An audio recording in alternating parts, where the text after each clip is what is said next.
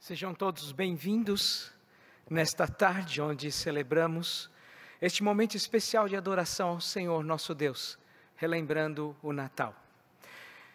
Trago aqui um caloroso abraço, sincero e verdadeiro de nosso chanceler, reverendo Dr. Robinson Grangeiro, que indisposto não pôde participar. Certamente gostaria muito de estar conosco. E eu tenho esta grande tarefa de representá-lo, eu e meus demais colegas, nesta tarde, celebrando aquilo que o Senhor tem feito de tão especial por nós aqui no Mackenzie. Nós vamos agora fazer uma leitura bíblica. Quero dar as boas-vindas a todos vocês e, é claro, ler o texto da palavra do Senhor, que será o texto de Isaías capítulo 9, do verso 1 ao verso 7, a pedido do nosso pregador desta tarde, reverendo Roberto Brasileiro. Vamos fazer a leitura, ou por favor me acompanhe da leitura que farei desse texto de Isaías capítulo 9, do verso 1 ao verso 7. Mas para a terra que estava aflita, não continuará a obscuridade. Deus, nos primeiros tempos, tornou desprezível a terra de Zebulon e a terra de Naftali, mas nos últimos, tornará glorioso o caminho do mar, além do Jordão, Galiléia dos gentios. O povo que andava em trevas viu grande luz.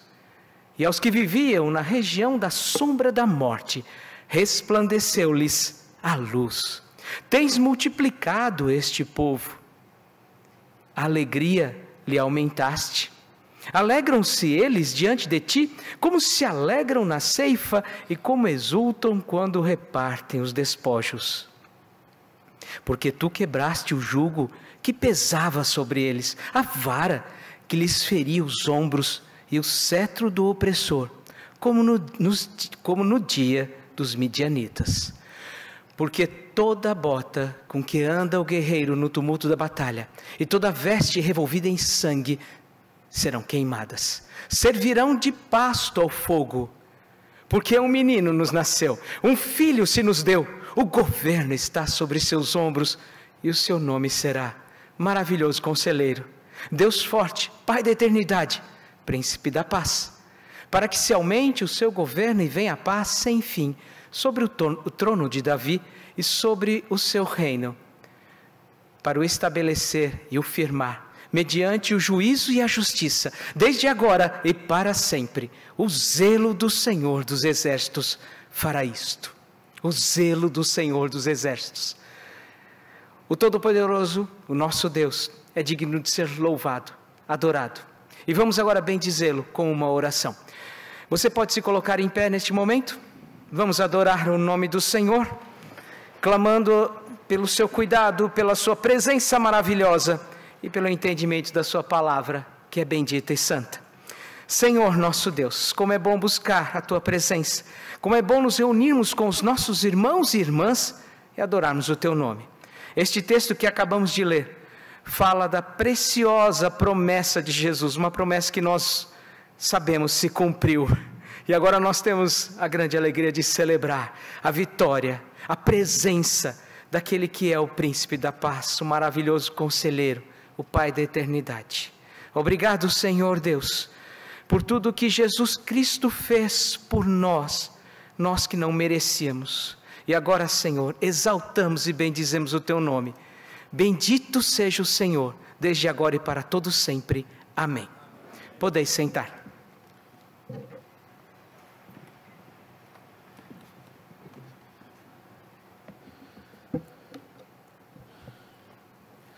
Gostaria de compartilhar um texto do Evangelho de Mateus, a partir do verso 18,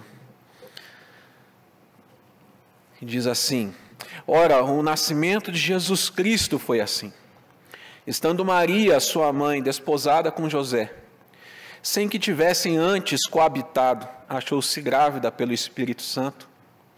Mas José, seu esposo, sendo justo e não a querendo infamar, resolveu deixá-la secretamente. Enquanto ponderava nessas coisas, eis que lhe apareceu em sonho um anjo do Senhor, dizendo: José, filho de Davi, não temas receber Maria, tua mulher, porque o que nela foi gerado é do Espírito Santo. Ela dará à luz a um filho e lhe porás o nome de Jesus, porque ele salvará o seu povo dos pecados deles. Ora, tudo isto aconteceu para que se cumprisse o que fora dito pelo Senhor por intermédio do profeta. Eis que a virgem conceberá e dará à luz um filho, e ele será chamado pelo nome de Emanuel, que quer dizer Deus conosco. Despertado José do sono, fez como lhe ordenara o anjo do Senhor e recebeu sua mulher. Contudo, não a conheceu, enquanto ela não deu à luz um filho, a quem pôs o nome de Jesus.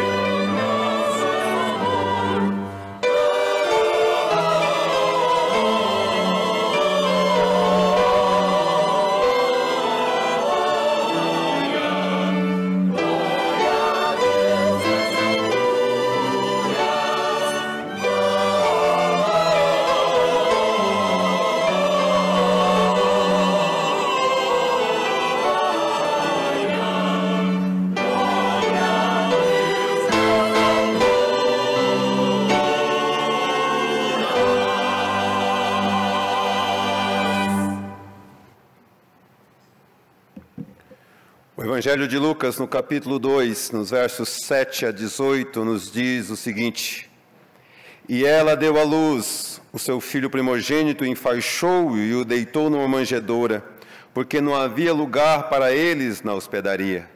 Havia naquela mesma região pastores que viviam nos campos e guardavam o seu rebanho durante as vigílias da noite. E um anjo do Senhor desceu onde eles estavam, e a glória do Senhor brilhou ao redor deles, e ficaram tomados de grande temor. O anjo, porém, lhes disse: Não temais, eis que vos trago boa nova de grande alegria, que o será para todo o povo. É que hoje vos nasceu na cidade de Davi o Salvador, que é Cristo, o Senhor. E isto vos servirá de sinal: encontrareis uma criança envolta em faixas e deitada em manjedoura. E subitamente apareceu com o anjo uma multidão da milícia celestial, louvando a Deus e dizendo: Glória a Deus nas maiores alturas, e paz na terra entre os homens, a quem Ele quer bem. E ausentando-se dele os anjos para o céu, diziam os pastores uns aos outros: Vamos até Belém e vejamos os acontecimentos que o Senhor nos deu a conhecer. Foram apressadamente e acharam Maria e José e a criança deitada na manjedoura. E vendo, divulgaram o que lhes tinha sido dito a respeito deste menino. Todos os que ouviram se admiraram das coisas referidas pelos pastores.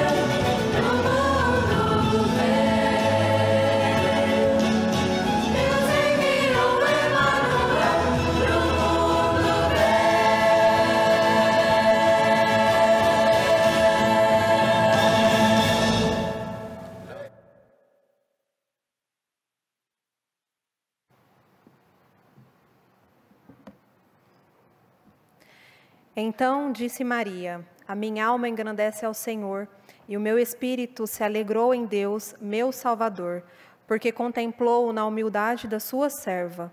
Pois, desde agora, todas as gerações me considerarão bem-aventurada, porque o Poderoso me fez grandes coisas, santo é o seu nome.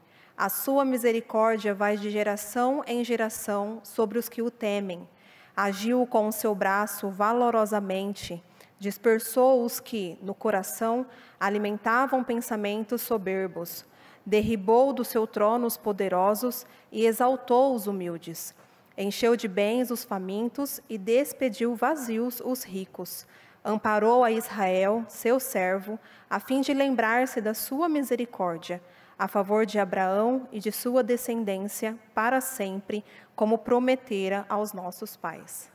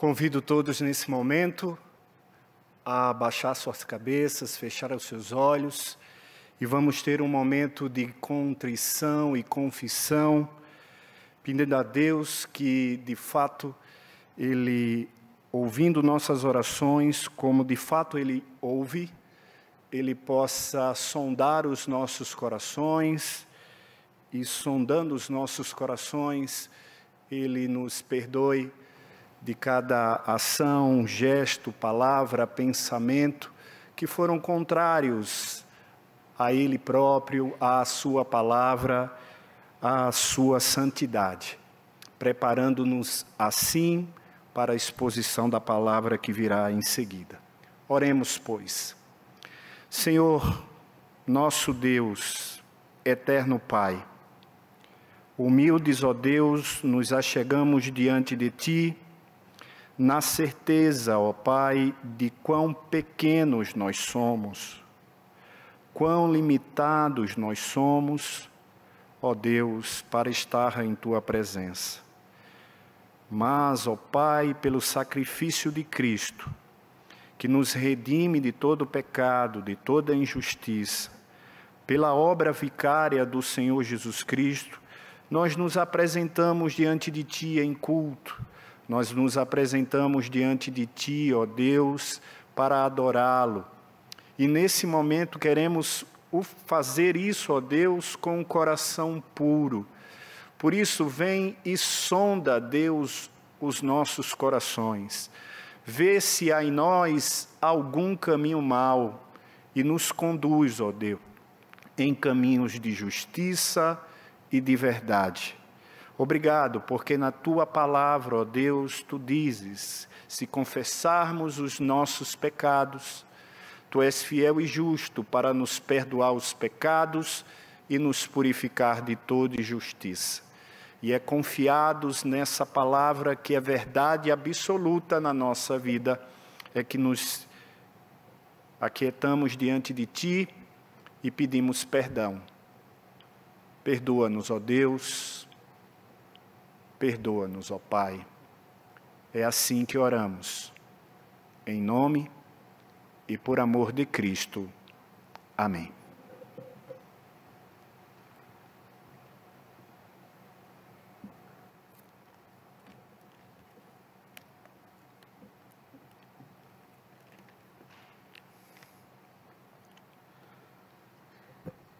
Primeira carta do apóstolo João, no capítulo 4. Nós vamos ler alguns versículos desse capítulo 4. O verso 15. Aquele que confessar que Jesus é o Filho de Deus, Deus permanece nele e ele em Deus. E nós conhecemos e cremos no amor que Deus tem por nós. Deus é amor. E aquele que permanece no amor permanece em Deus e Deus nele.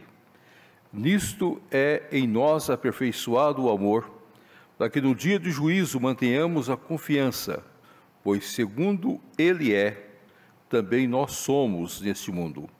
No amor não existe medo, antes o perfeito amor lança fora o medo. Ora, o medo produz tormento. Logo, aquele que teme não é aperfeiçoado no amor. Nós amamos, porque Ele nos amou primeiro. Se alguém disser amo a Deus e odiar seu irmão, é mentiroso. Por aquele que não ama o seu irmão, a quem vê, não pode amar a Deus a quem não vê. Ora, temos da parte dele este mandamento, que aquele que ama a Deus, ame também ao seu irmão.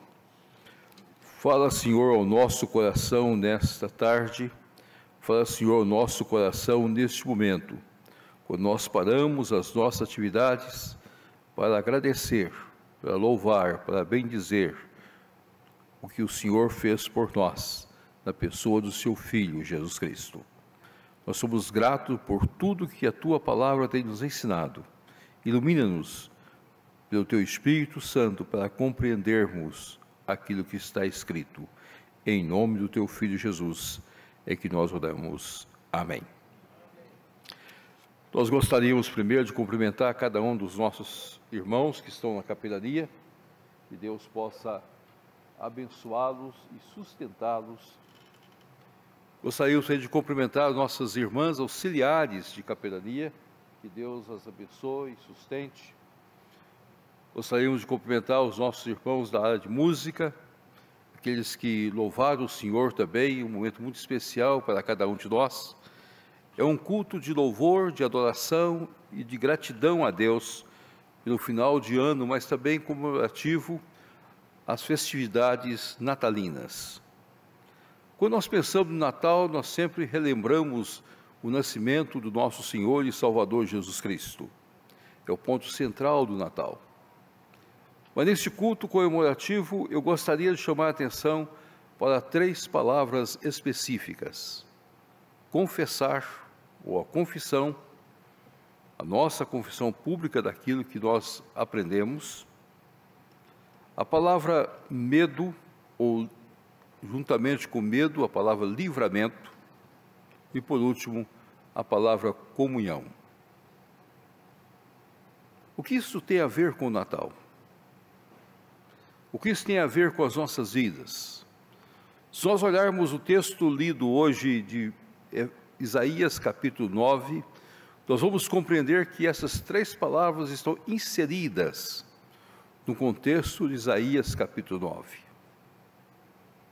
Jesus Cristo nasceu, Jesus Cristo veio a este mundo, e nós devemos confessá-lo como o Filho de Deus. Este é o ponto central das nossas vidas. Natal não é simplesmente reconhecer o nascimento de uma criança há mais de 2000 anos atrás, mas Natal é o reconhecimento que leva-nos a confessar que aquele que nasceu é o Filho de Deus. Numa linguagem teológica, é a segunda pessoa da teologia, a segunda pessoa da Trindade Santa. Ele foi gerado por obra exclusiva do Espírito Santo, um ato de um milagre de Deus, e Deus mesmo, da sua graça e do seu poder, enviou o Espírito Santo, e essa geração, a geração contínua, não foi só no momento, continua ainda inconclusa e conclusa ao mesmo tempo, dentro da Trindade Santa. Quando nós olhamos nessa perspectiva, nós compreendemos que Jesus Cristo nasceu como Filho de Deus, sendo Ele o próprio Deus, sendo Ele da própria pessoa de Deus, com o próprio ser de Deus, e só no 4º século que de fato a Igreja reconhece toda a pessoa do nosso Senhor Salvador Jesus Cristo. Mas cabe a nós, como Igreja, proclamarmos, confessarmos que Jesus, ao nascer, é o Filho de Deus. E não somente isso, é o nosso Salvador, é o nosso Redentor. Ele veio para morrer por nós na cruz do Calvário. E Natal traz essa expressão maior do amor de Deus. O amor de Deus para com o pecador, homens miseráveis, que não mereciam nada, mas Deus, na sua graça, em Cristo Jesus, no ato da encarnação da segunda pessoa da Trindade, assim o fez por nós, sendo nós ainda pecadores, como afirma Romanos capítulo 5. Todos nós somos convidados para a confissão. Todos nós somos convidados para confessar a pessoa de Cristo Jesus. Cada um tem sua experiência com Cristo Jesus. Alguns, o nascimento de Cristo na sua vida é de maneira tranquila, desde o seu nascedouro, já estão nos seus lares, e ali aprendem da pessoa de Jesus Cristo e têm uma experiência real com Cristo Jesus no decorrer das suas vidas. Outros, de uma maneira mais dramática. Outros são chamados para estar em Cristo, também em situações mais difíceis da sua vida, como fora o apóstolo Paulo. Outros, como o carcereiro de Filipos, que ao ver o sofrimento de Paulo e Silas, se abre diante do Senhor e tem o nascer de Cristo na sua vida, crendo no Senhor Jesus Cristo, como o Senhor seu, Senhor dele e da sua família. Amados, como é importante nós reconhecermos a pessoa de Cristo Jesus.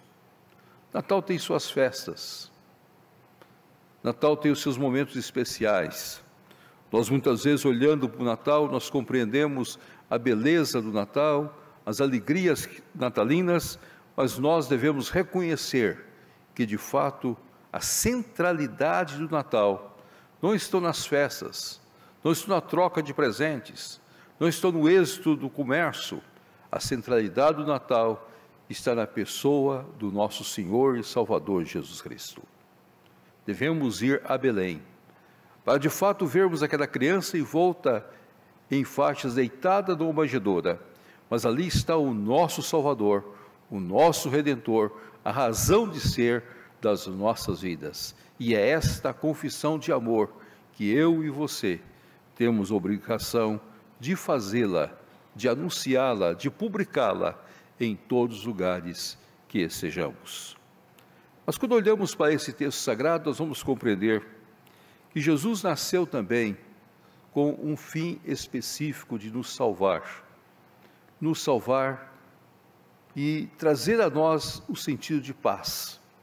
muito mais do que simplesmente uma paz passageira de acordos, de tratados, mas uma paz eterna, que nos leva a compreendermos que no dia de juízo nós não tenhamos medo, nós temos plena confiança, porque nós estamos em Cristo Jesus, o nosso Senhor. Ele tira o medo, ele tira aquele que domina a este mundo. É interessante que Hebreus, no livro de Hebreus, no capítulo 2, deixa bem claro isso para nós. Visto que os filhos têm participação comum de carne e sangue, desses também ele igualmente participou, para que por sua morte destruísse aquele que tem o poder da morte, a saber, o diabo, e livrasse a todos que pelo pavor da morte estavam sujeitos à escravidão por toda a vida. Nós somos livres do medo, nós somos livres do pavor, porque o nosso inimigo foi destruído. Jesus nasceu para, ao adentrar a este mundo, trazer cativo o cativeiro, para fazer do inimigo simplesmente aquele que estava debaixo dos seus pés, sendo ele o próprio Criador de todas as coisas, como afirma o livro de Filipenses, ou a carta de Filipos. Nós temos de compreender, então, que nesse amor que nós temos em Cristo Jesus, esse amor que Deus derrama sobre nós, esse amor tira de nós completamente o medo e nos dá o livramento para vivermos uma vida plena com o nosso Senhor Jesus.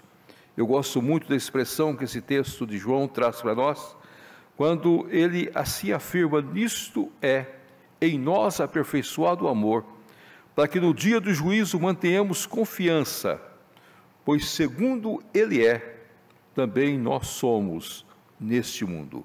A vida que eu vivo neste mundo, dentro da ética cristã, eu vivo em Cristo Jesus, o meu Senhor. Essa é a diferença que faz ter Jesus Cristo as suas vidas. Nós o confessamos como Filho de Deus, mas ao mesmo tempo nós o cultuamos diariamente, na nossa maneira de andar, na nossa postura ética de ser, vivermos na pessoa do nosso Senhor Jesus Cristo.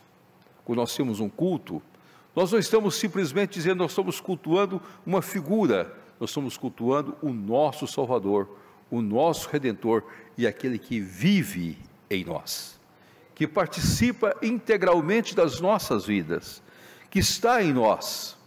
E mais do que isso, a nossa ética tem de ponderar a respeito da pessoa do nosso Senhor e Salvador Jesus Cristo. A identidade nossa, o sentir das nossas vidas, é que Cristo vive em nós e nós vivemos nele. Esse é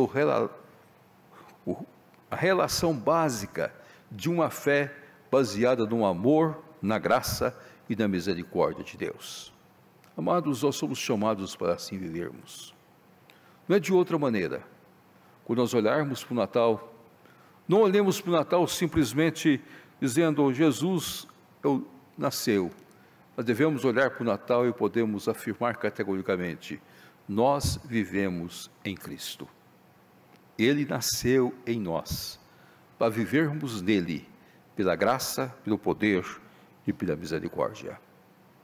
Livramento, confiança total, mas há um ponto central nesse texto sagrado: comunhão. Nós devemos ser desafiados pelo nascimento de Cristo a amar o nosso próximo. No mundo que nós vivemos, nós precisamos que Jesus nasça nos corações dos homens. Nós vivemos um mundo cada vez mais caótico, cada vez mais violento. Dia após dia cresce a violência do nosso país. E não só no nosso país, mas no mundo todo. Há poucos dias fomos surpreendidos com a notícia de uma situação por míseros R$2.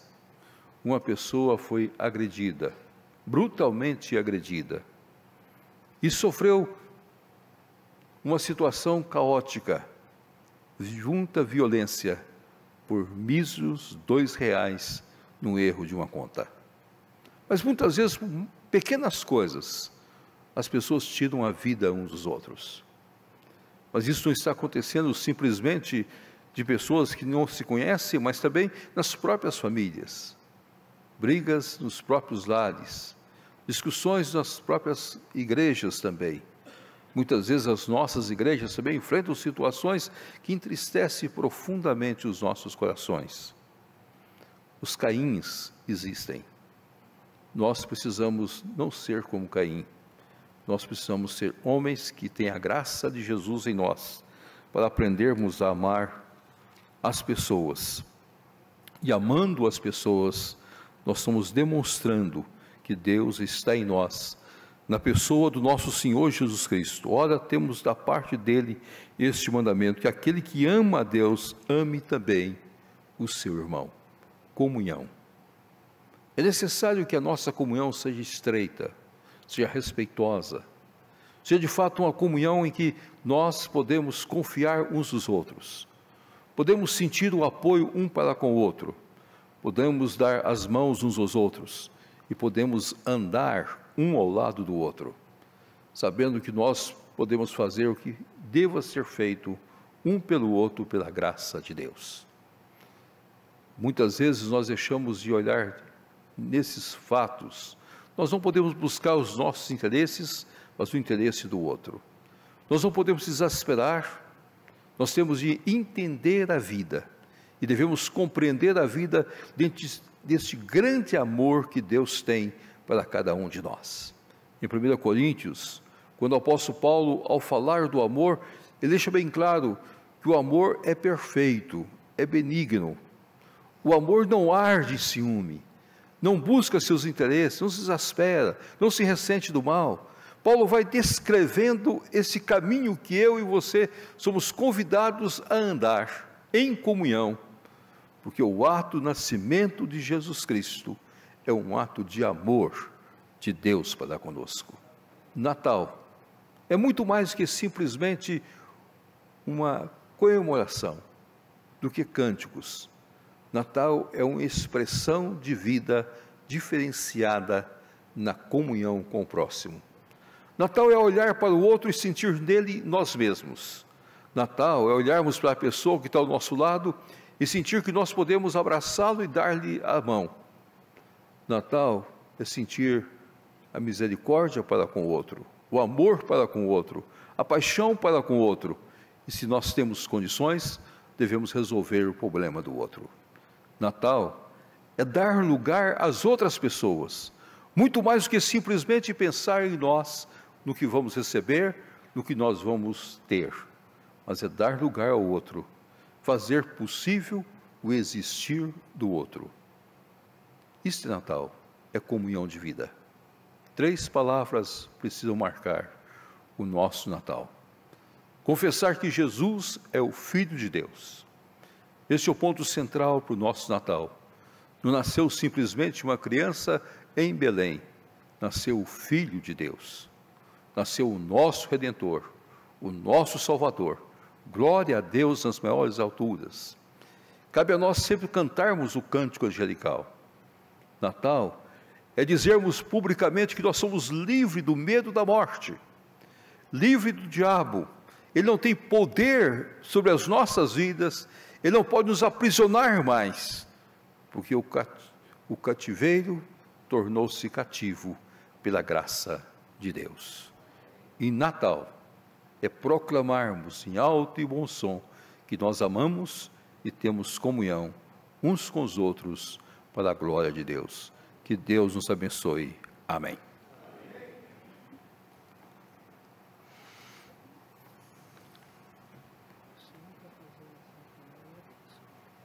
Vamos colocar de pé então, irmãos, para nós orarmos e recebermos a bênção.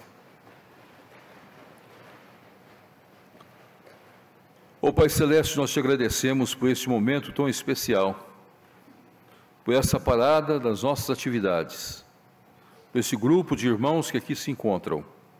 Nós te louvamos por cada vida, por cada irmão, e que o Natal nosso seja um Natal diferenciado, onde a pessoa de Cristo Jesus seja o ponto mais alto para as nossas vidas. Não simplesmente olharmos os nossos presentes, os nossos encontros, a nossa confraternização, mas olharmos para Jesus Cristo, autor e consumador da vida. Derrama as suas bênçãos sobre nós e faça de nós servos dedicados, homens e mulheres com o mesmo propósito de proclamar que Jesus Cristo é o Filho de Deus e crermos na obra do Senhor para cada um de nós. Derrama as tuas bênçãos sobre as nossas vidas, usa-nos para a tua glória. Dá-nos mais comunhão, comunhão de vida, comunhão de expressão, e que o nosso amor para com o Senhor não seja simplesmente palavras, mas seja de ato, de verdade, uns para com os outros. Ensina-nos, ó Pai, a vivermos a liberdade, sermos livres do medo, a sentirmos que nós temos confiança plena no Senhor, porque as nossas vidas estão nas Tuas mãos. E em nome do Teu Filho Jesus é que nós oramos. E agora, amados, que a graça, que o amor e que a misericórdia do Deus Pai, Deus Filho e Deus Espírito Santo possa estar com todo o povo de Deus aqui reunido, suas famílias e seus lares, hoje e para todos sempre. Amém. Podeis se sentar.